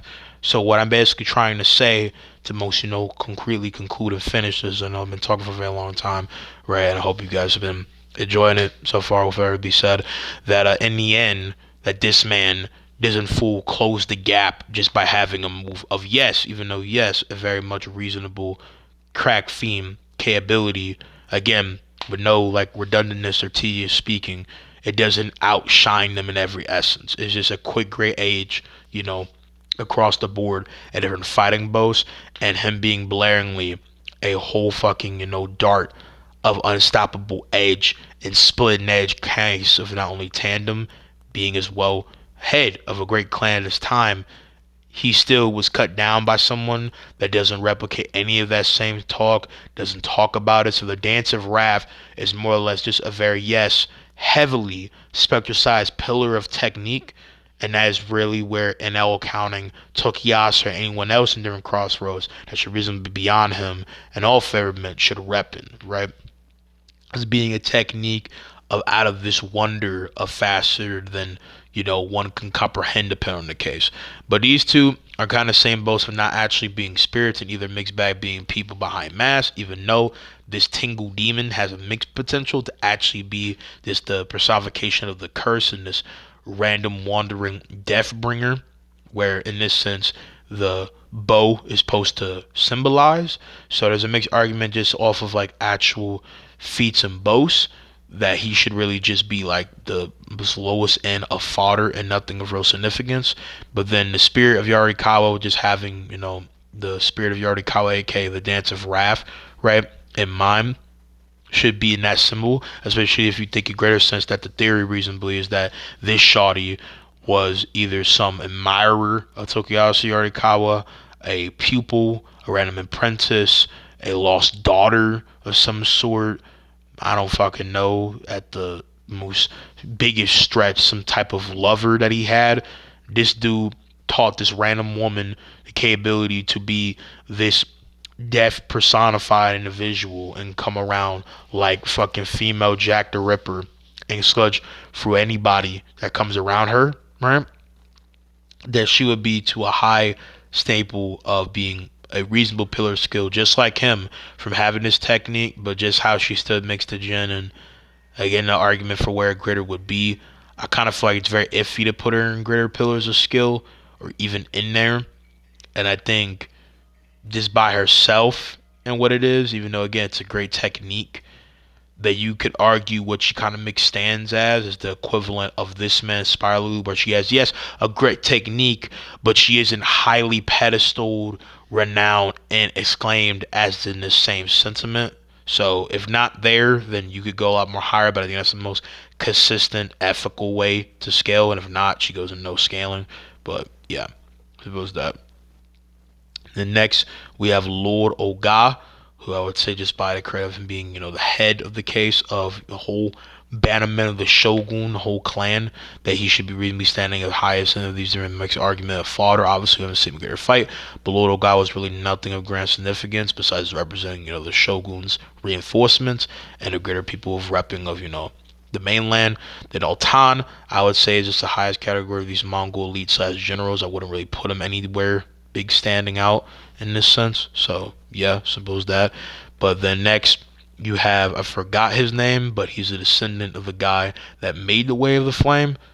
And because of his technique and being seen as mixed with a friendly rival to Jin, I think I can give him the reasonable argumentation to be, especially because of being a descendant directly of this maneuver, to be pretty actually good, high elite killer. I think that's pretty admirable.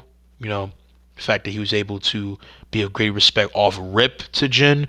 Wood's a great technique, has very solid grounds of armor, is very proficient, knows technique like no other, and is down the line of different uses of a great technique. I think that should establish him with a great call of being very proficiently skilled and all that. But obviously, greater skill, both showcasing his armor, blah blah blah, is why he's under some people, but that skill should put him on more higher. Next, we have Dojin, second Kutsune, the white Kutsune, and I think from a bunch of different reasons that from not only technique, skill set, experience, how he stood in comparison with Lord Saito being his second hand command, right? And as well, leader of the Nine Tails, a very much needed, hard, to be argued, not one, if not the greatest asset of resources, people, and capability of strong inside and out closure of security for Saito, and the fact that he led such a big, powerfully needed, and heavily defined clan. It's something I feel like a lot more better, but all his skill sets of the Sortigama of smoke, ninja technique, sword and shield, and every other stage of that, and the fact that Dojin was such a skilled, ridiculously embarked and different play person that he could put pressure on Atsu in both fights, even with using different rat cheat tactics. I feel like that reasonably puts him a lot more higher than Oni. Even if you want to argue that he's mixed bag the greater, of them physically, and he did do the better physical bar of fighting, that they're just very contingent on who you think is better. I think in the end, Dojin could beat him with the mixed implication and implementation as well of the stance that he truly was his actual second hand command. Like he entrusted, he heavily valued. Dojin showed the greatest work and actual dishing out heavily pressure, oppression, doing all different type of matter of domination, bringing the Nine Tails to a uncomparable force, right? And establishing them as heavy death and opposition to any front, to any line of different people, right? In Tezuo Ridge, they were able to stomp the case of not only, you know what I'm saying, the people of Matsumai, right? And as well, we're very creative, great case of challenges to people. Dojin is the direct student of the Shorty Yuki, and everything just about Dojin, how he went about things, how he perceived things, his knowledge, and then greater take different shit to be talked about with him, his uses for Lord Saito and seeing him as his greatest piece of like only, you know, pretty much bringing of demise and assuring of things, and being his lapdog, being his fang greatest case of matter of lackey, right? He's always supposed to be this highly accredited fashion instance of individual, and if I had to describe his relationship in different power play, but as well character to Lord Saito, as Lord Saito would be pretty much how I would reasonably classify someone like in this sense Frieza for Lord Saito. Dojin was pretty much his Ginyu. He's a high credible class as a fighter warrior and is marked as a guy that will always be ensued to dish out heavy means of pain, bodying, and other aspects of shit for him. The Nine Tails were very much needed. They were his shinobi clan. They were his case of people that were able to be his eyes and ears in multiple districts, not only Ezo, but of course in the greater sense of the mainland, seeing throughout the different planning and operations of Clan Matsuma and any other people that would come and try to take over the territory of Ezo. That was fully insured. I think that stands him a lot more out. But besides all that, yeah, Atsu, reasonably based in the same sense, should be still a step above the grade of almost arguably A armor except for another, and being a high grade A pillar of vengeance, Queen Vam, the wolf, the Onryo, the slayer of the snake, the Oni, the Kutsune, the fire of the spiders, not only treacherous, devious moves with the gun and different aspects of shit of his play, and was a case of not only biggest form of ore farming dealer of death when it came down to striking down the famed dragon and ceasing to his fire, and of course was able to sick her jaws into the tiger's neck. Now she has a lot of contingent to him, and I've talked about it on record multiple times, but I'll just get this out the way. Let's just go ahead and get him and his younger self up here. Lord Saito is a not only great A high fame pillar of predator killing. He is a great A efficient demon, a weapon master of multiple courtesans of not only skill and capability. And there's every call to say that no matter how you see it within both different accolades and different folds of these weapons and styles, that you could argue Jin has every mixed argument to say is all around the grand scope better. But this shoddy Atsu in the grand scope and different play with everything to be had in different argument stands so heavily beyond the comprehension of multiple people that she could be in all form, especially being in full, a living, wrathful, wrathful, every level of demon time, case of killer, a vengeful spirit that wanders with undivided chords of wicked degree of killing blitz and edge, dynamic in all different folds, a fucking female Kyle Shin with multiple arms of not only ridiculous, brutacious, acclaimed warriorhood, right? Having all this shit on deck, having all these skills and different capabilities, she could really be high end. It just kind of gets to a very mixed janky standing where everybody can mix have different scaling to the Genji armor that's able to effortlessly do this and do that, but being more consistent a lot of the time and base and what is considerably the more chronological considerable consumption of the lore and what's to go down. I feel like even though yes, Atsu's always built different things, all of that was still pressed against by Lord Saito, who is not only in his own argument a great A weapon master, but is so high tier class with his weapon mastery that he was able to almost kill Atsu not once but twice. When he unsheathed his sword, he laid not only the greatest sense of pitiful look in Atsu in the mix of about killing her, but in the midst of fighting, Atsu, no matter what she pulled in gameplay, could ever phase this nigga, and he was about to go ahead and body her right then and there, hitting her with the biggest split of her body, leaving her ass leaking hardcore credit of crack now on her entire body, leaving you soaked with not only a means of your own blood, but Stitch as well, most critically in danger. And if it wasn't for Jubei stepping in, this woman would have died, and same time as well would have ended up being live with her parents.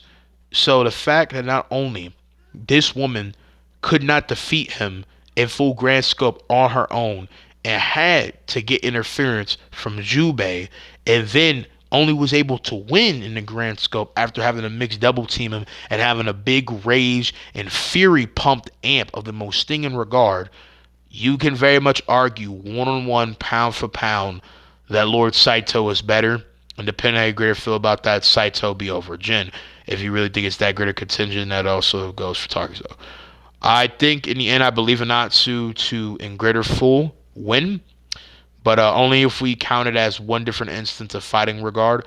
If we say it's with the Naginata and everything else and not sword handle, then I do believe Atsu loses. I do believe how she performed a different play in comparison to him. She was not ready for that sufficient, eye opening, talking entirely out of this world Jetstream Sam level of Ezzo's iconic fame win. He literally had this shawty on 1 HP and akin to a tiger, mauled the shit out of her in different scope of his sword skill and efficiency, that I think he would just take her to the bank in the end. And I only think that she would, in the grand scope, win if you want to say from the simple plain fact that she is the protagonist, tied as well mixed as of possibly she could have tried to do something else. I think it's very evident that it was trying to be very narratively, you know, distributed in multiple occasions, that Saito is not only so built different that he doesn't need to wield his most efficient and more prone, naturally selected weapon of a man of his status of a shogun, but as well as so built different that in sword skill at every aspect, he still can compete with every aspect of weapon that Atsu can give and dish out the most hella ridiculous capability, and is beyond someone of so much unrevived, an aspect of greater history, that in comparison, that with Takizo the Unrivaled or anyone else the Takizo, right, you want to say in this case of entire tier has contingency to, that he dealt the biggest pressure. He gave Atsu the greatest anti-feat and contingent comeback. And people, again, unrefutably high staple. He's just so undeniably, demonstrably over that it just creates this open lens of the fact that he really was every pinnacle, every incarnate of an absolute unrefutable wrecking of decimation and demise. The Tiger himself was an undeniably built different person. And Nakaraki Saito, however the fuck you say his first name, is a guy reasonably dishing out in every incarnate of a high class, revered, renowned killer of multiple fruition, that he could see Atsu die in multiple extents and never care really for it. And he was playing with her the first fight, could easily outdo you, got the guns, got every rack of all trace sentiment of maneuver, and can counter out a stylistically butcher for almost anything you got and turn your ass on a ragu. So I think consistently, yeah, Saito is reasonably over someone like Atsu. Simple as that. Then Kazan, whatever his name is, the mixed second command to jailer of this man Oni, mainly from his weapon, should be maybe of a better regard of like standing to somebody, but I wouldn't be surprised if anybody here of greater confidence, skill, could easily put him down. Maybe give Lord God that credit because of being Atsu Samurai. They would probably get flatlined by just his sheer uncomparable might and different dispatch of, heavy blows. But yeah, he should be his fodder as well. Then we got, you okay, we can just fucking speak because do this for such a very long time. Then we got the guy who made the Way of Flame, right? And laid the history of a warrior wielding a blade on top of, midst of fire or in different twirl tandem with fire. They literally left a trail of charcoal bodies in the midst, right? And this legacy purified throughout a great deal of Asia, right? Especially on the greater northern side and different lines of China, and very much ingrained into Mongolians, culture, creating the greatest form of different infliction of pain and, annihilation to the heaviest form of desecration. I'm talking no discrimination, straight elimination, and as a purification of high skill valor. I think mainly off of his superb making of the technique that you could say should be over, the Khan, but everyone else something else. But I think Khan, especially using the technique at its heart and the mixed pillar skill, mixed other essence of standing that he can make stand as, It's very mixed to argue of being that greater instance, but I think he should just be relative to these other pillar of skill people, right? You have Jin again. It's supposed means oppose everything by Ghost of Tsushima. This is him over Ezo, who I again do think has every staple to be high end class, grade A warrior of ridiculous regard, right? But then this is where we have the famed Jubei, Atsu's twin brother. And I think Jubei, being he's mixed argument to be the best of Clan Matsumai, Lord Katamori, a great, a revered, skilled, sensitive individual, and being competent to face multiple different occasions of odds and standing right beside Atsu on multiple occasions. I think I'll give him the credit of mainly being here very much mixed relative to this descendant of the guy with the Way of the Flame, right? Mainly because of his technique scaling to Jin in a friendly spar, and the Way of the Flame technique being way more of severity with him. I think that's where I could reasonably put Jubei. Jubei is skilled, he's capable, he's undeniably a beast. The voice acting by our boy Najir or Bode is uncanny, and yeah, he's just not to be played around with. So, there you go. Yusunim of the Curse Longbow.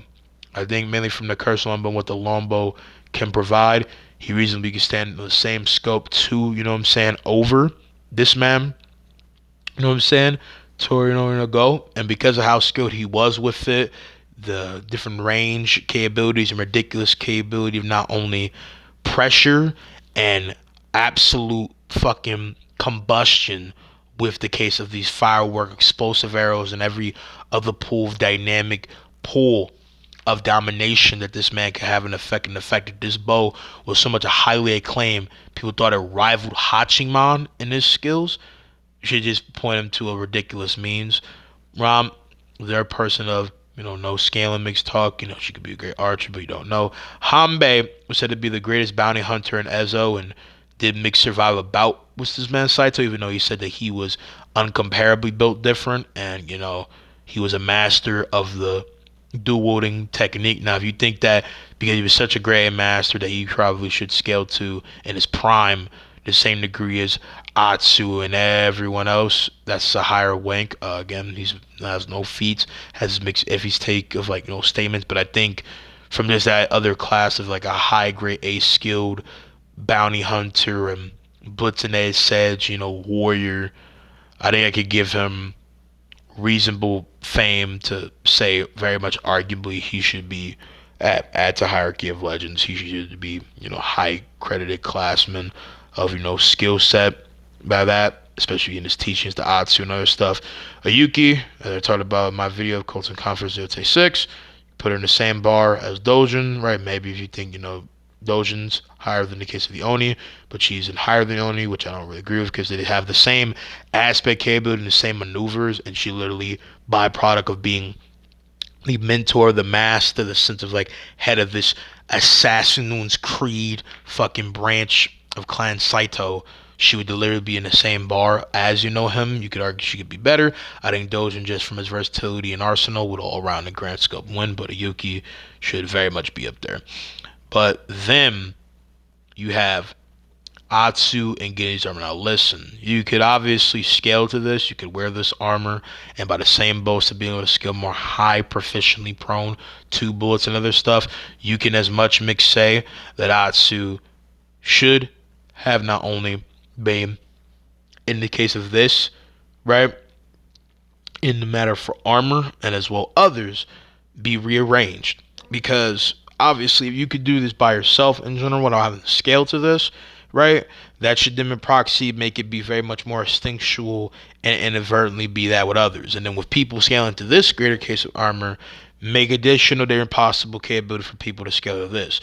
But the fact is that this armor being optionable and being something that only by proxy of base different equipment makes it be more proficiently prone to do this and do that, makes her a lot of the time an argument with this armor be able to single-handedly more effectively, even if the argument is in gameplay and very much in different illustration of cutscenes, making her still be where she is here, a very mixed argument to stand over someone like Atsu.